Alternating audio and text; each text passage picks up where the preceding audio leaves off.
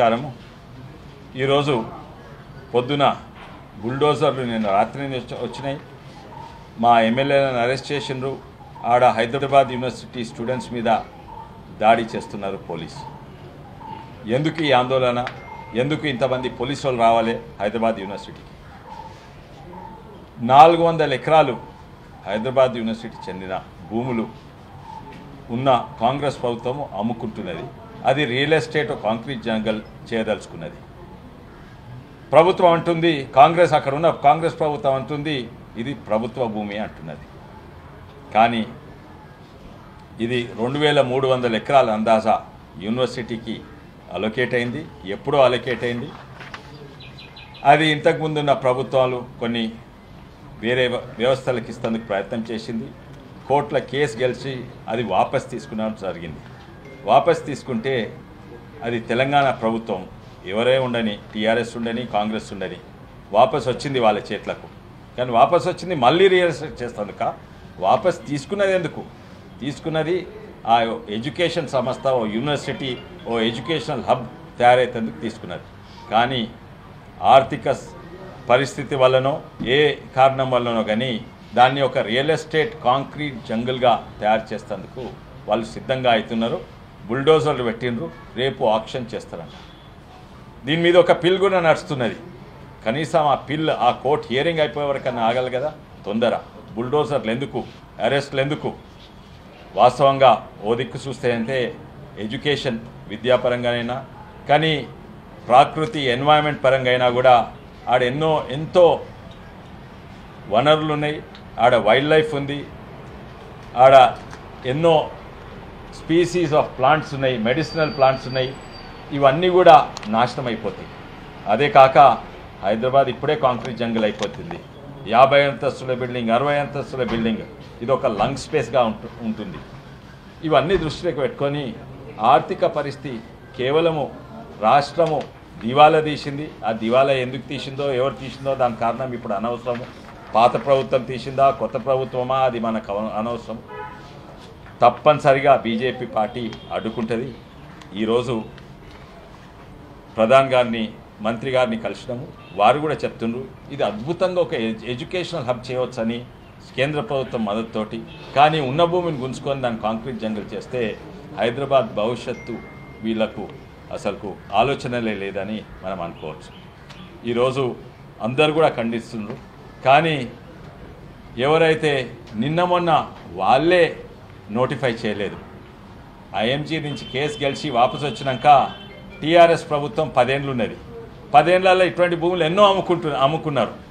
ఈ భూమి కూడా అమ్ముకుంటందుకు సిద్ధమైంది. అందుకే టీఆర్ఎస్ ప్రభుత్వము దాన్ని ఏలియనేట్ చేయలేదు, దాన్ని నోటిఫై చేయలేదు. యూనివర్సిటీ భూమిగా నోటిఫై చేయకుంటే ఈరోజు ఈ సమస్య కాకుండే. వాళ్ళకు కూడా ఈ భూమి కన్నుండే. టీఆర్ఎస్ చేసిన తప్పులన్నీ కాంగ్రెస్ కూడా చేస్తున్నది. టీఆర్ఎస్ ఉద్దేశము, కాంగ్రెస్ ఉద్దేశము తెలంగాణకు మంచిది కాదు. భారతీయ జనతా పార్టీ పార్లమెంట్ సభ్యులుగా కిషన్ రెడ్డి గారు, బండి సంజయ్ గారు, విశ్వేశ్వరరెడ్డి గారు, నాగేష్ గారు, అరవింద్ గారు, మేమందరం కూడా ధర్మేంద్ర ప్రధాని గారిని కలవడం జరిగింది. ధర్మేంద్ర ప్రధాని గారిని కలిసి ఇది 1969లో ఆనాడు 369 మంది ముక్కుపచ్చలని ముద్దుబిడ్డలు తెలంగాణ కోసం పోరాటం చేస్తే ఆనాటి ప్రభుత్వం తెలంగాణ ఇవ్వకుండా ఇక్కడ అనేక గ్యారంటీల్లో భాగంగా సెంట్రల్ విశ్వవిద్యాలయాన్ని కూడా ఇవ్వడం జరిగింది. ఆనాడు దాదాపుగా 2300 నుంచి 2500 ఎకరాలలో ఆనాడు రిమోట్ ప్రాంతంలో దీన్ని అలకేట్ చేస్తే గొప్ప విశ్వవిద్యాలయంగా ఇవాళ వర్ధిల్లుతూ ఉంది. ఇంతకుముందు మా గౌరవ పార్లమెంట్ సభ్యులు చెప్పినట్టుగా కేవలం అమ్ముకొని ఢిల్లీకి కప్పం కట్టాలనేటువంటి నీచమైన ప్రయత్నం ఏ రేవంత్ రెడ్డి సర్కార్ చేస్తుందో దీన్ని తెలంగాణ ప్రజలందరూ కూడా గమనిస్తున్నారని చెప్పి మనవి చేస్తూ ఉన్నాం. ఇవాళ 10 సంవత్సరాలు అధికారంలో ఉన్న టీఆర్ఎస్ పార్టీ ఆనాడు కేసు గెలిచినప్పటికి కూడా, ఆనాడు సుప్రీంకోర్టులో కేసు గెలిచింది కూడా ఇది విశ్వవిద్యాలయానికి సంబంధించిన భూమి, పర్యావరణం దెబ్బతినే ఆస్కారం ఉంది, ఇంతకుముందు మా వాళ్ళు చెప్పినట్టుగా 700 పైచిలకు స్పీసీస్ అలా జీవనం కొనసాగిస్తూ ఉన్నాయి. అక్కడ మెడిసినల్ ప్లాంట్స్ ఉన్నాయి. ఎకలాజికల్ ఇంబ్యాలెన్స్ అయ్యే ఆస్కారం ఉందని చెప్పి ఆనాడు వాదిస్తే సుప్రీంకోర్టు ఇవాళ విశ్వవిద్యాలయ భూమిని ఎవరికి దారదత్తం చేయొద్దని చెప్పి తీర్పు ఇవ్వడం జరిగింది.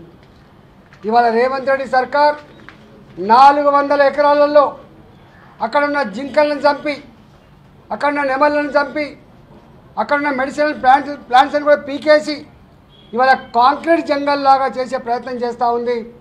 హైదరాబాద్ విశ్వవిద్యాలయం ఉన్నటువంటి గొప్పతనాన్ని రాబోయే కాలంలో ఇంకా కొన్ని వేల మందికి జ్ఞానం అందించేటువంటి విశ్వవిద్యాలయంగా ఎదగకూడదని, అది ప్రపంచ స్థాయి విశ్వవిద్యాలయంగా చేసే ఆస్కారం ఉండకూడదని చెప్పి ఏ కుట్ర అయితే చేస్తుందో దీన్ని తీవ్రంగా భారతీయ జనతా పార్టీ అడ్డుకుంటుంది, దీన్ని ఆపుతుందని చెప్పి మనం చేస్తూ ఉన్నాం.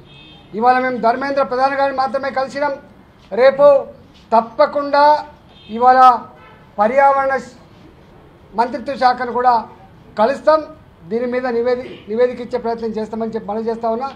రేవంత్ రెడ్డి ప్రజలకు ఇచ్చిన 6 గ్యారంటీల అమలు కోసం భూములు అమ్మట్లే అని చెప్పి మా పార్లమెంట్ సభ్యులు చెప్పినారో అది అక్షరాల సత్యం.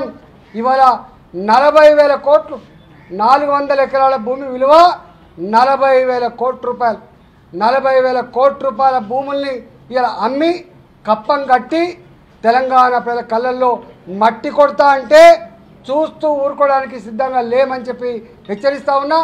ఇవాళ మా ఎమ్మెల్యేలు ఆ ప్రాంతాన్ని సందర్శిస్తామని చెప్పి పోతూ ఉంటే హౌస్ అరెస్ట్ స్టేషన్లో అర్ధరాత్రి పూట దొంగల్లాగా అక్కడున్న విద్యార్థులంతా కూడా ఉద్యమాలు చేస్తూ ఉంటే గొడ్లను కొట్టినట్టు కొట్టడమే కాకుండా ఎంటికలు పట్టి మహిళా విద్యార్థులను కూడా చూడకుండా ఇవాళ ఈడ్చుకపోయే పరిస్థితి.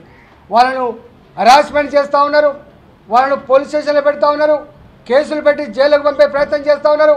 నీ కేసులు, నీ అరెస్టులు విద్యార్థుల యొక్క శక్తిని ఆపలేవు. వాళ్ళకు తోడుగా అండగా భారతీయ జనతా పార్టీ ఉంది. ఎట్టి పరిస్థితుల్లో కూడా ఇవాళ ధర్మేంద్ర ప్రధాన్ గారు మాకు మాట ఇచ్చిండు, ఎట్టి పరిస్థితుల్లో కూడా అది జరగకుండా ఈరోజే ముఖ్యమంత్రికి తెలంగాణ రాష్ట్ర ప్రభుత్వానికి ఉత్తరం రాస్తా అని చెప్పిండ్రు. ఖచ్చితంగా దానికోసం భారతీయ జనతా పార్టీ పార్లమెంట్ సభ్యులుగా రేపు పార్లమెంట్లో కూడా ప్రస్తావించే ప్రయత్నం చేస్తాం. అర్జెంట్ మోషన్లో కూడా పాల్గొనే ప్రయత్నం చేస్తామని చెప్పి ఈ సందర్భంగా తెలియజేస్తూ ఉన్నాం. ఇవాళ మా విద్యార్థులని హింసిస్తున్న, మా విద్యార్థులనే కేసు పెడుతున్న దానికి మేము పూర్తి స్థాయిలో ఖండిస్తూ ఉన్నాం. ఈ పోలీసులు, ఈ బుల్డోజర్లు తక్షణమే ఆపాలని చెప్పి మేము డిమాండ్ చేస్తాం. హైదరాబాద్ యూనివర్సిటీకి సంబంధించినటువంటి భూముల్ని తెలంగాణ రాష్ట్ర ప్రభుత్వం, కాంగ్రెస్ పార్టీ ప్రభుత్వం పూర్తిగా దారాదత్తం చేసుకోవడానికి పూనుకుంటా ఉంది. దీని భారతీయ జనతా పార్టీగా మేము పార్లమెంట్ సభ్యులుగా, అదే మాదిరిగా రాష్ట్రంలో కూడా శాసనసభ్యులు, పార్టీ అంతా కూడా పూర్తిగా వ్యతిరేకించడమే కాకుండా ఎట్టి పరిస్థితుల్లో ఈ 400 ఎకరాల భూముల్ని అమ్మకుండా అది పూర్తిగా యూనివర్సిటీకి అందేటట్టుగానే మా యొక్క పోరాటం ఉంటుందని ఈ సందర్భంగా తెలియజేస్తూ రాష్ట్ర ప్రభుత్వం పూర్తిగా బరిదెగించింది. ఇటు హైదరాబాద్ లో ఉన్నటువంటి భూములని అమ్ముకోవడం, రాష్ట్ర వ్యాప్తంగా ఉన్నటువంటి భూముల్ని అమ్ముకొని వారు ఈ 14-15 నెలల కాలంలో కూడా అనేకమైనటువంటి ప్రజా వ్యతిరేక విధానాలు చేసినటువంటి ప్రభుత్వంగా ఏదో కొంత రియల్ ఎస్టేట్లో భూములు వస్తే, భూములు అమ్మితే కొంత పైసలు వస్తే మేము ఎన్నికల్లో చెప్పినటువంటి మాటల్ని కొన్ని అమలు చేద్దామని చెప్పేసి ఆలోచన తప్ప దానికంటే అధికంగా మా సహచర పార్లమెంట్ సభ్యులు అరవింద్ గారు చెప్పినట్టుగా ఢిల్లీకి కప్పం కట్టవలసినటువంటి ప్రధానమైనటువంటి వాళ్ళ ముఖ్య ఉద్దేశం ఆ కప్పం కోసమే రాష్ట్రంలో ఉన్నటువంటి భూముల్ని తెగనమ్ముతున్నటువంటి కాంగ్రెస్ పార్టీకి భారతీయ జనతా పార్టీ రాష్ట్రం ఉన్నటువంటి ప్రజానీకమంతా కూడా ఇది చాలా ప్రెస్టేజ్గా ఉన్నటువంటి ఈ యూనివర్సిటీకి సంబంధించినటువంటి భూముల్ని అమ్మకూడదు అని చెప్పేసి ప్రతి ఒక్కరు కూడా అంటా ఉన్నా ఈరోజు రాష్ట్ర ప్రభుత్వం నిమ్మకు నీరెత్తినట్టుగా వాళ్ళ డబ్బులే, వాళ్ళకి రావాల్సినటువంటి డబ్బులపై ఆశపడే ఈ కార్యక్రమాలకి పూనుకోవడం జరిగింది. ఇప్పుడే మేము మరి ధర్మేంద్ర ప్రధాన్ గారిని కలిసినాం. వారు చాలా క్లియర్ కట్గా ఈ యూనివర్సిటీని ఇంకా అంతర్జాతీయ స్థాయిలో దీనిని అభివృద్ధి పరచాలని చెప్పేసి మేము మా ఆలోచనలు ఉన్నాం. గతంలో కూడా దీనికి సంబంధించినటువంటి విషయాలపైన గత ముఖ్యమంత్రి గారికి ఉత్తరం రాశాను. ఈ ప్రభుత్వం వచ్చిన తర్వాత కూడా ఉత్తరం రాయడం జరిగింది. దీన్ని నోటిఫై చేయమని చెప్పేసి ఉత్తరం రాయడం జరిగింది.